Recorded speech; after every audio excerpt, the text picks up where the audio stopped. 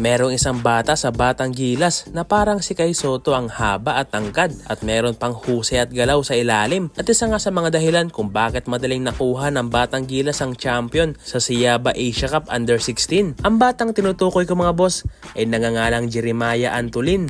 Si Jeremiah ay isang 6'7" center at may edad na 16 years old at tubong Candon City, Ilocos Sur. Ang batang to ay unang nakilala nang isa siya sa mga batang nabigyan ng pagkakataon na i-represent ang Batang Gilas sa Siaba. At si Jeremiah nga ang naging tower ng Gilas Youth Team, kaya pati nga itong si Coach Eli Tenorio ay napahanga din sa angking tangkad ng batang to. At ayon pa sa FIBA ay merong wingspan si Jeremiah na 7 foot, kaya napakahaba talaga ng batang to. Imagine 16 years old pa lang siya, kaya may 2 taon pa siya para maabot ang kanyang maximum height na posibleng umabot hanggang 6'10" to 7-footer. At merong ding mga nagsasabing parang si Kai Sotto nga daw ang batang to dahil sa kanyang haba at tangkad. Pero kung titingnan ay malayong maging kasing tangkad to ni Kai Sotto. Ang nagustuhan ko sa batang si Jeremiah Antolin ay hindi lang puro tangkad ang kanyang ambag sa loob ng court dahil meron din siyang galaw sa ilalim. Ang batang to ay merong depensa sa loob ng pintura at may mataas na basketball IQ, kaya magaling siyang pumwesto ng maayos at mag-timing kung kailan siya sasabay sa kalaban. Kaya rin niyang umiscore sa perimeter at mag-drive inside the paint. Meron din siyang bilis,